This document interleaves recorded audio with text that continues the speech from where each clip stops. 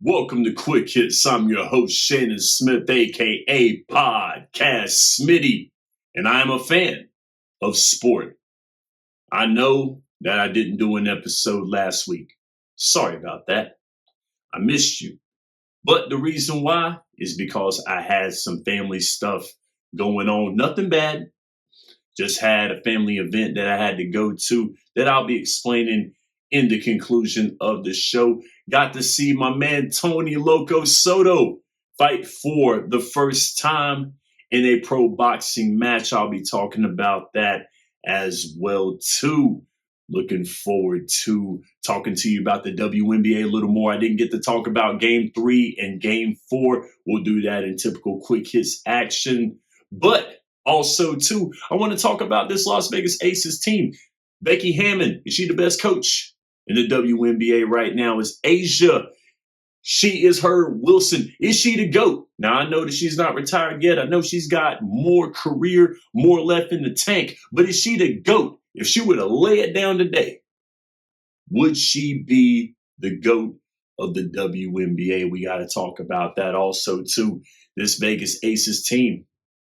Do you consider them a dynasty? You'll have my thoughts on that right here. And of course, in typical Quick Hits fashion, I'm going to be talking about college football, college football, the NFL, Major League Baseball, and some NHL. I'll be talking about that in a quick, fast, in a hurry manner right after the theme music. So without further ado, let's start the show.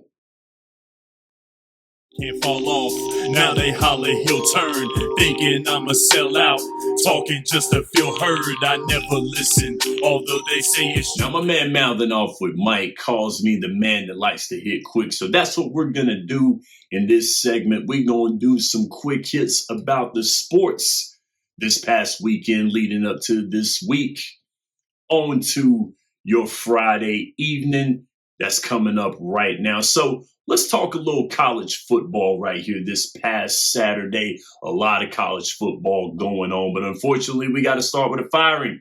James Franklin, unfortunately, losing his job with the Penn State Nittany Lions. The Lions decided on a $58 million buyout just to have James Franklin walk as their head coach. Now, I'm not the type of person to make fun of someone losing their job. I've been on that side of the coin. Absolutely sucks. But looking at what happened with James Franklin, the bad loss to UCLA, I'm pretty sure that Penn State probably could have ate that loss. It was a bad loss, of course. But the one they really couldn't eat, of course, with it being in consecutive weeks, was the loss to Northwestern, the little brother of the Big Ten. They were not sleeping on that. They said, no, we can't do that. Get rid of this guy. It's bad enough James Franklin is looked at as that coach that cannot win the big game. And now dropping 2 consecutive games to unranked teams, supposed to be a bounce back year after making the college football playoff last year, was not a bounce back year. 2 losses, that's pretty dismal for them to get into the college football playoff. They said, get rid of this guy. We're done with him. So James Franklin out as the head coach for the Penn State Nittany Lions. But we're staying with the Big Ten right now. There were a lot of upsets in this past weekend's college football. We saw Florida State lose to Pitt in close quarters, lost by 3, 34-31, I believe was the score. You saw Arizona State lose to the Colorado Buffaloes. They were the 21st team in the nation. Michigan, they were 13th or 15th, I believe. They ended up losing to USC. We saw Arch Manning and Texas beat the Oklahoma Sooners in the Red River rivalry. The Sooners, I believe, were 6th in the nation. Arch Manning probably going to get the critics off his back a little bit. Brett Venables, bad loss for his Oklahoma team that was looking to go to that college football playoff, and their chances dwindled after that bad loss. But the biggest upset of that weekend belongs to the Indiana Hoosiers as they go to Eugene, Oregon, and beat the Oregon Ducks, the third-ranked team in the nation. Indiana was seventh in the nation. They beat them on the road, 30-20, big-time win. Now, I like this Indiana Hoosier team. I'm a fan of their coach. This squad is really, really good, but I love Indiana's coach, Kurt Daddy Cincinnati is what I call him. He's got a real cool name, not going to lie to you, but I love the bravado that he has. He is a very, very confident coach. He was very confident in that presser post-game. It's simple. I win. Google me.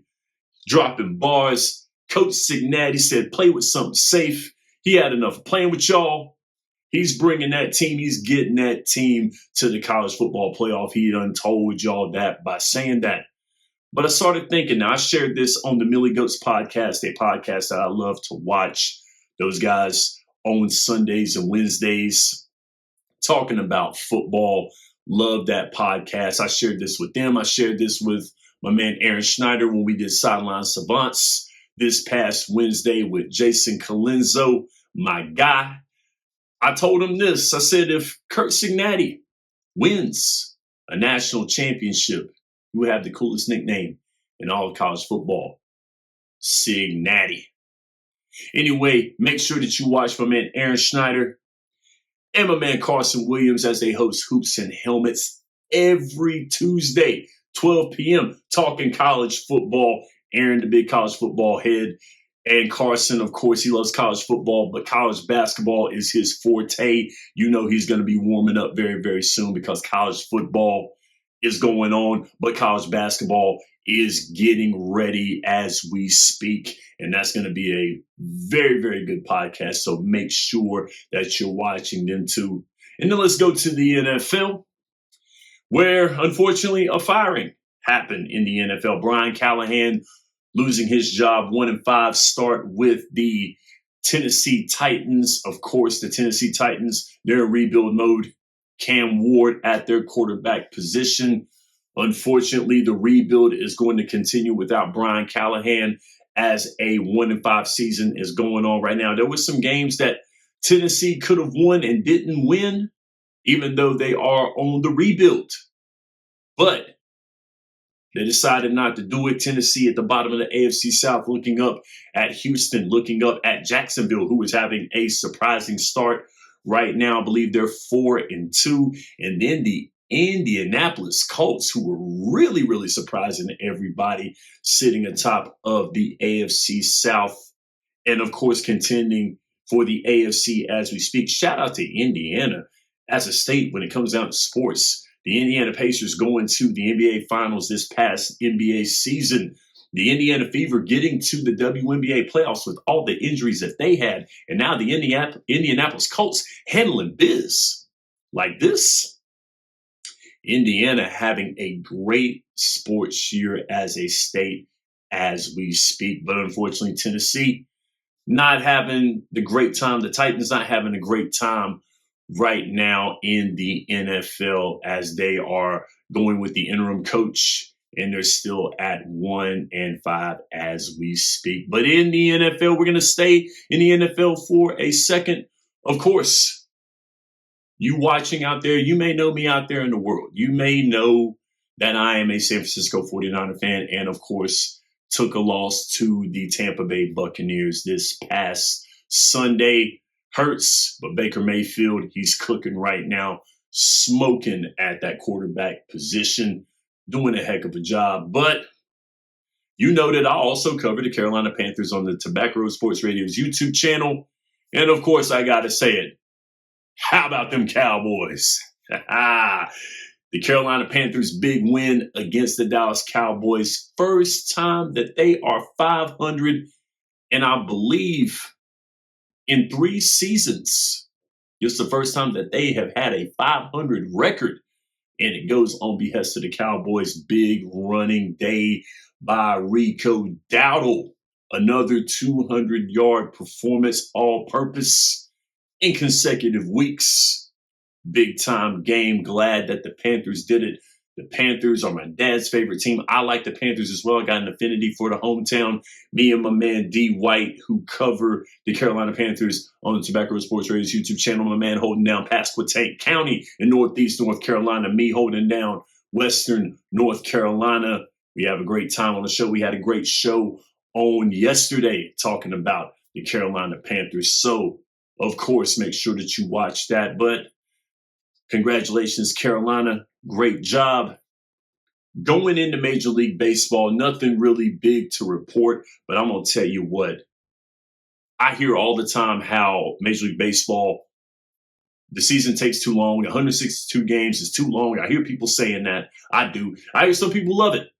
Me, I'm cool with it. I like it. But Major League Baseball playoffs, once again, it is smoking. It's delivering right now. I'm loving Major League Baseball playoffs. I'm loving it. This year is great. Some of the best sport that you will see. Great series that we've had. The AL and NLDSs were incredible. Seattle and Detroit, they cooked. Chicago and Milwaukee, they cooked. Now the championships are going on right now, and they have just been incredible. I believe that we might see a juggernaut go against a team that has not played in the World Series ever in their existence. That's going to be great. But either way, whoever advances, I'm looking forward to it. I'm watching it. But make sure that you watch Chris DeLuca, our baseball guy here on Boom Broadcasting, talking about baseball on the Dugout Debrief every Thursday, 12 p.m. Chris DeLuca, CD Luke. That's my guy. Make sure that you watch him. You'll see him on the Gridiron Address. Aaron Schneider, that's his buddy. He talks a little football as well, too, with Aaron Schneider, but he's our baseball guy here on Boom. Make sure that you watch him 12 p.m. on Thursday. And, I'm happy because this is one of my favorite times of year. Another one of the big four sports in America began last week, and that is the NHL. So many games have been on. I'm looking forward to covering hockey. Can't wait to cover the NHL. I've been watching a lot of games, been taking notes, looking forward to covering the NHL when I finish with the WNBA. Speaking of that, you're watching Quick Hits. We're going to be going into the main segment where we talk some WNBA. But until then, your Quick Hits throughout sports, they are complete. Now let's talk the WNBA, and unfortunately the WNBA season ended last week with the WNBA finals being complete. Of course, you already know the Las Vegas Aces came away with a sweep in the WNBA finals, the very first 7-game series for the WNBA finals took place, and the Las Vegas Aces walk away 4 straight dubs. Of course, I covered the first and second game on the reels. Go back through the YouTube channel here on Boom Broadcasting. Go on our socials. You'll see those reels that I posted talking about the WNBA when it came to Nafisa Collier and Kathy Engelbert's meeting being canceled, and then 1 and 2 being summed up. We're going to sum up games 3 and 4 in quick hits fashion. Of course, game 3, big game being won, close quarters. The Las Vegas Aces had the lead, of course, and the Phoenix Mercury cut that lead down and got the tie. On top of that, in game 3, unfortunately, Satu Sabali was hurt towards the tail end of that game. Nate Tibbetts got thrown out, got ejected, got the T, and ejected at the end of game 3. Very, very tough to see. Satu Sabali, very, very harsh injury she had. Concussion protocol that she was under. She sat out in game 4. But the Las Vegas Aces were able to get the win with Asia Wilson's fadeaway jumper, game winner to get the win. We'll be talking more about Asia Wilson in this segment here because that's what I want to highlight. Now, game 4, no Satu Sabali. for the Phoenix Mercury, but I got to give credit where credit is due. Kalia Copper played a wonderful series, was a scoring machine, keeping this Phoenix Mercury squad in the game. Of course, Alyssa Thomas, one of the most versatile players in the WNBA, one of the best two-way players in the league, one of the best playmakers. I'm going to take that back. The best playmaker in the WNBA, leading the regular season in assists, most assists in a single season. Alyssa Thomas, yes, that Alyssa Thomas. They played their tail off. Really, really tough game, but just was not able to do it. The Vegas Aces were just too much, getting the win convincingly. And the Las Vegas Aces winning championship number 3 in 4 years. So let's talk about that. This Vegas Aces franchise, of course, they've been a dominant franchise. Becky Hammon getting her 3rd WNBA championship, and she has coached the Vegas Aces 4 years. Getting her 3rd championship, that means they were winning as soon as she walked into the door and became the head coach. Now, Becky Hammon, of course, has a pedigree of coaching in the NBA alongside the great Greg Popovich, learning from one of the greatest coaches in the NBA and NBA history. Pop, one of the greatest. Pop opened the door for her to coach her very first NBA game, which was incredible. Becky Hammon, great basketball player, pioneering player for the WNBA, a fixture for that New York Liberty squad as a player and a great coach. This squad, under Becky Hammon's leadership as the head coach, has been able to thrive. Becky Hammon could do what Van Chancellor did with the Houston Comets. 4 straight WNBA championships as a coach, has won the most championships as a coach with 4. That could be something that Becky Hammon can set out to do for next year with this Las Vegas Aces squad as the coach. Is she the best coach in the WNBA right now? I would have to say yes. Although Cheryl Reeve is in the fold, longest tenured coach Cheryl Reeve is. You got to give it to Becky Hammon, 3 championships in 4 years as the head coach. Not the best coach ever, at least not yet. There have been some great coaches that have been in the WNBA, but Becky Hammon has to be mentioned in the same breath as other coaches as we speak in the WNBA. Not all time, but very, very close. Has to be one of the best coaches, but is the best coach in the WNBA. I would have to say so. And now, when we talk about GOATs, A'ja Wilson, first 4-time WNBA MVP. I believe a 3-time Defensive Player of the Year. I must say, I think she was a 3-time Defensive Player of the Year. I would have to say she won the co-Defensive Player of the Year with Atlanta Smith. Don't really like co-champions, don't really like co-MVPs or co-winners of trophies. I think there should be one winner. But it was very, very tough to say who was the better defensive player. A'ja Wilson, of course, is the best two-way player by default in the WNBA. But Atlanta Smith had a wonderful year. Top 5 in blocks, top 5 in steals on the best defensive squad in the WNBA in the regular season.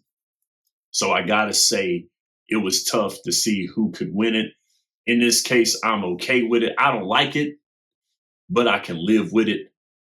But A'ja Wilson winning Defensive Player of the Year, MVP, a WNBA championship, and Finals MVP all in one season. Of course, she's the first player to score 1,000 points in the WNBA. A'ja, hey, let's look at it. She is hurt. A'ja is hurt. But is A'ja the GOAT? I don't want to step on anybody's toes. I don't want to say it. I don't want to say give Asia more years because honestly, Asia has done more than a lot of players have. Now, my favorite player of all time is Cynthia Cooper. I love Coop. She's the reason why I watched the WNBA. Love me some Coop. I didn't start out loving Coop. I didn't really start out loving her. I didn't know who she was, but the more I watched her play in the WNBA, Coop has become one of my favorite players and one of my favorite players of all time. But there are so many great players. I'm a firm believer that if Cheryl Miller, if the WNBA would have been around when Cheryl Miller was in her prime, she would be the greatest of all time. I would have to say Cheryl Miller is incredible. I would love to see her in the WNBA. That'd been awesome. Nancy Lieberman would have been great if the WNBA would have been in her prime. Lobo, Leslie, Swin Cash. Maya Moore has to be the best winner, but I will say that Asia's got to be next to Maya Moore when it comes down to greatness. Put Asia with a Maya Moore and a Diana Taurasi as the best players, as the GOATs. Asia definitely is the GOAT right now. She is the best player in the WNBA, but as far as the GOAT, she is the considerable. I believe that when it's all said and done, she will be. But give me a little bit more, Asia. Give me a little bit more. But I think at the end of the career, when it's all said and done, when she makes it a career, I believe that she will be the GOAT. Yes. And when it comes down to this team as a dynasty, yes. 3 championships in 4 years got to be a dynasty. That looks like some San Antonio Spurs type numbers right there. May not have won it consecutively like the Bulls or like the Boston Celtics or like the Lakers. But this squad, this Vegas Aces squad, considering the fact where they came from when they were a squad that was down in the cellar at that time, might be a low seed in the playoffs. But for them to not lose a game in August and in the beginning of September, leading into the WNBA playoffs, did like the Indiana Pacers did. The Pacers didn't. No, the Pacers had a streak coming into the WNBA playoffs. Had a streak coming into the NBA playoffs. Sorry about that. The Pacers did that and got to the finals. The Vegas Aces did that, got to the finals, and won. Looking at this team, yes, this team is a dynasty, and they are the team to beat still. They didn't win the championship last year. The New York Liberty stopped their streak. They had back-to-back championships. They were the second team to go back-to-back.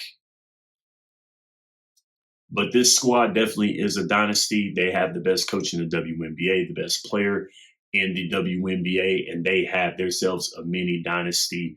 Congratulations to the Las Vegas Aces. I do believe that I will be doing a season wrap-up next week for the WNBA so we can bring the 29th season to a close. But until then, let's go ahead and get to the closing segment. As I close the show, I got to give some shout outs. So, of course, I've got three shout outs that I want to give. I want to start off with a very melancholy shout out that I got to give to Michael D'Angelo Archer, better known to the music community, the Black music community, the American music community as D'Angelo.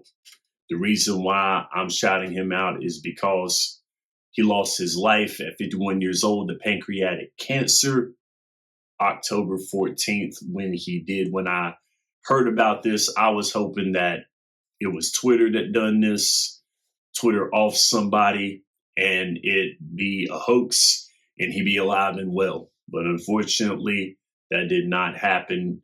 Pancreatic cancer took the neo-soul king out of this world. I hate that so much. Prayers for his family, Angie Stone, who he shared a child with, their son, without both his mother and his father, who he lost in the same year. I could not imagine that. I have both my parents. Can't imagine the world without my parents. I love them to death.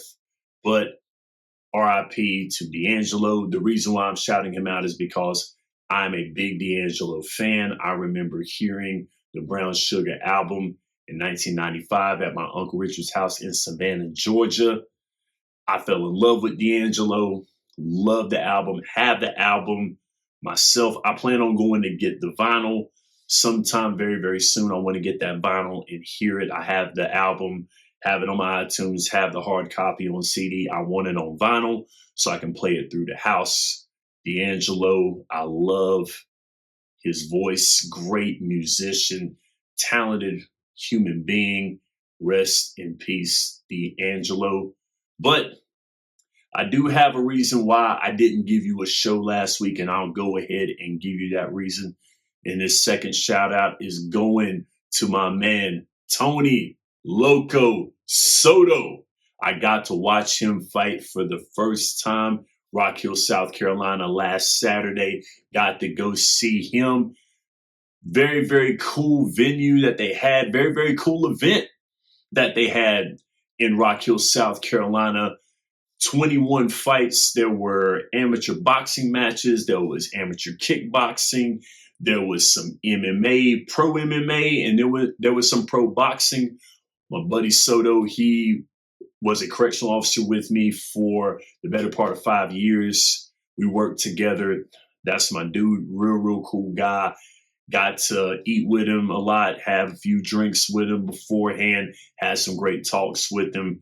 I remember when he went out for BKFC when he was talking about doing it, and now look at him being a pro fighter, owning his own gym. I miss working with him, but I'm so glad he's doing so well. My man yelled at me before he went and fought. He's in such great shape. He looks terrific. Shout out to his family, Lorraine, his 2 children. Man, it was great seeing him fight, and he got the win. Got him a knockout. Great job. It was a TKO, actually. So congratulations to my partner, Tony Soto. Shout out to him and his family. Keep on winning. War Soto. And my last shout out is to my niece. My niece won Homecoming Princess at her school. That was one of the reasons why I didn't have the show. We were celebrating with her. We had a great time. Her homecoming was great. Had a very, very good ceremony at her school. We went and saw it. My family, my mom, my dad, my sister, and me. We were able to see her get walked out. She ended up winning Homecoming Princess. It's her senior year. 1 more year, she'll have her associates. Scout, I'm so proud of you. I love you. Closest thing to a daughter that I have. I'm so over the moon with her and how she has grown up in her little life. It is important. I have no children of my own, but she is like my child. Shout out to my niece, Angela, aka Scout. I love you, baby girl. Great job. That is my show right now. We are done here on this Friday. Enjoy your weekend of sports. Watch the college football. Watch the NFL, the preseason NBA, the NHL, that playoff baseball, wrestling, whatever it is that you watch. Love it. Make sure that you enjoy your family. Go to church on Sunday. Get you some rest. I love you, and there's nothing you can do about it. I'm Shannon Smith, and this is Quick Hits. Can't fall off, now they holler he'll turn, thinking I'ma sell out, talking just to feel heard. I never listen, although they say it's strictly